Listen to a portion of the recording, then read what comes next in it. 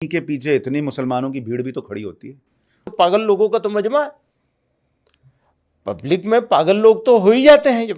لیکن جیسے اب یہ بیان ہوتا ہے کہ 15 منٹ پولیس ہٹا لو, یا اویسی اسد الدین اویسی کہہ دیتے ہیں کہ مودی یوگی ہمیشہ نہیں رہیں گے, وہ چلے جائیں گے مٹھ میں, وہ چلے جائیں گے گفا میں, اس کے بعد تمہیں کون بچائے گا. کیا یہ سن کر کوئی بھی آدمی یہ نہیں سوچے گا کہ ان کا کیا پلان ہے بھائی؟ دیکھیں میں ان کو ڈیفینڈ نہیں کرنا چاہتا ہوں, پر یہ غلط ہے وہ ایسا بول رہے ہیں. ہاں ایک سیکنڈ ذرا سا میں تھوڑا سا اس میں میرا کچھ ایک آبزرویشن وہ کر دوں تھوڑا سا.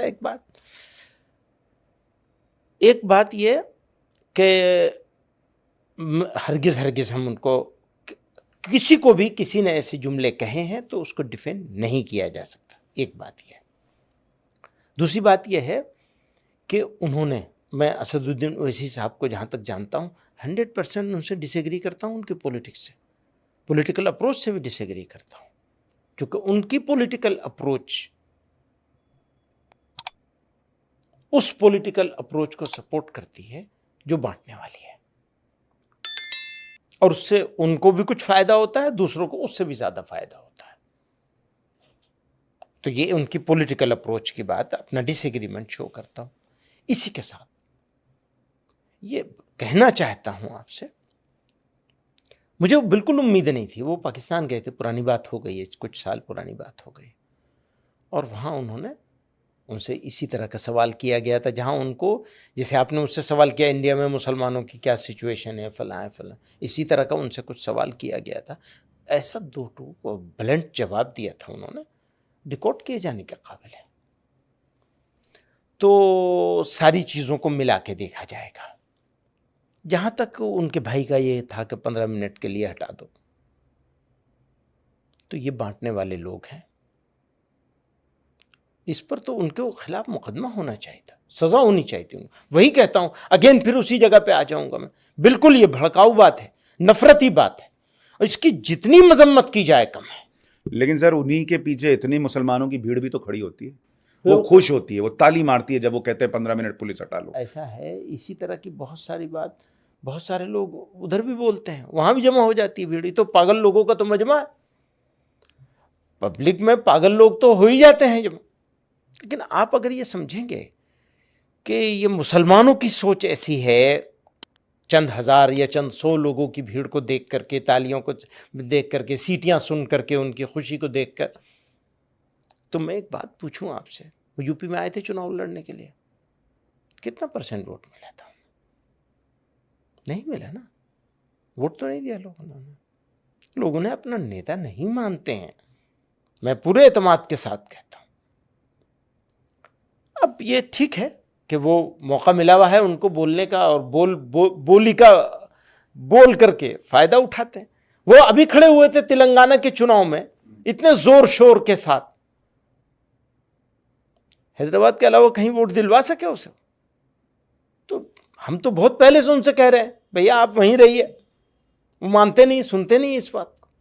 نہیں, پر وہ ان کے بیان اتنے بھڑکاؤ ہوتے ہیں کہ ایک اور مسجد شہید, نامناسب بیان ہوتے ہیں, بالکل نامناسب, انبیئریبل ہوتے ہیں, انبیئریبل, بالکل انبیئریبل ہوتے ہیں. کئی سارے بیان. آپ کہیں گے مسلمانوں کو اویسی صاحب کے بیانوں کو تھوڑا سائیڈ میں کر دینا چاہیے, بچ کے رہنا چاہیے؟ ہاں تو ہم کہتے ہیں, جو کئی باتیں بہت اچھی بھی کرتے ہیں, اور جو اچھی بات ہے اس کو اچھا کہا جانا چاہیے, اس کو بھی میں تعریف کرنا چاہتا ہوں, ون سائیڈڈ نہیں کرنا چاہتا ہوں. اور کئی باتیں بہت ہی نامناسب ہوتی ہیں. جو نامناسب ہو نامناسب, اس کو کیسے مناسب کہا جا سکتا ہے؟ کبھی نہیں کہا جا سکتا. آپ نے سر کہا کہ اللہ وبرکاتہ. آج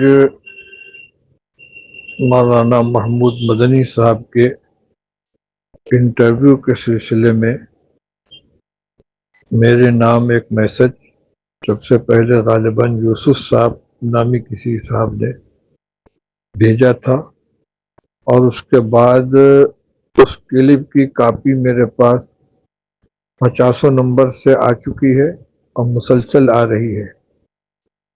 چونکہ اس نے مجھ کو مخاطب بنایا گیا ہے, اس لیے میرے لیے اس کی وضاحت کرنا ضروری ہے. یہ مجھے معلوم نہیں کہ یہ کسی پرانے انٹرویو کی کلپ اس وقت شائع کی جا رہی ہے یہ کوئی نیا انٹرویو ہے. جہاں تک اس کے موضوع کا تعلق ہے تو یقیناً مجھے مولانا محمود صاحب کے اس انداز کلام سے بالکل اتفاق نہیں ہے.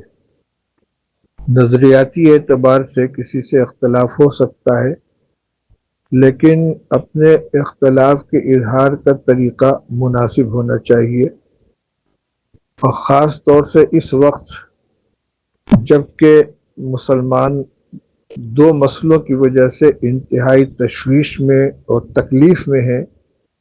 ایک وقت ترمیمی بل کا مسئلہ ہے، دوسرے توہین رسالت کا مسئلہ ہے، اور یقیناً صلاح الدین اویسی صاحب اس سلسلے میں بے باکی کے ساتھ گفتگو کر رہے ہیں. تو ان کے ساتھ اپنے اختلاف کا اظہار جن الفاظ میں مولانا محمود صاحب نے کیا ہے یہ بالکل نامناسب ہے. اینکر کے ہر سوال کا جواب دینا بھی ضروری نہیں ہوتا، اس کو ایوائڈ بھی کیا جا سکتا ہے. صاف کہا جا سکتا ہے کہ اس مسئلے پر میں اپنی رائے نہیں دوں گا، اور اگر رائے بھی دینی ہو تو شخصیات کے احترام کا اور اس کے مقام و مرتبے کا خیال کرنا چاہیے. اس لیے میں اس انٹرویو سے اپنی لا تعلقی کا اظہار کرتا ہوں. جہاں تک تعلق ہے ان کی علمی صلاحیت یا ان کے شورا کی رکنیت کا، وہ مسئلہ الگ ہے، اور اس کا تعلق تنہا میری ذات سے نہیں بلکہ پوری مجلس شورا سے ہے. اس لیے میں اس مسئلے پر کوئی تبصرہ اس وقت نہیں کروں گا. بہرحال جو ہوا یہ مناسب نہیں ہوا ہے. مولانا محمود مدنی اسد الدین اویسی کے خلاف ہیں. ہاں خلاف ہیں. مولانا محمود مدنی نے جو کچھ کہا اویسی صاحب کے متعلق برابر نہیں. آج کوئی ہم مسلمانوں کے لیے ہندوستان میں بولنے والا نہیں. مولانا محمود مدنی بھی نہیں بولتے جیسا اویسی صاحب بولتے ہیں. میرے ساتھ پڑھے ہوئے ہیں، بلکہ مجھ سے پیچھے تھے، لیکن جو حرکت انہوں نے کی ہے اور کر رہے ہیں مناسب نہیں. ان کی ہی نادانیوں کی وجہ سے جمعیت علماء دو حصوں میں تقسیم ہوئی ہے، اور جمعیت علماء کا اپنا جو وزن تھا وہ ختم ہو گیا.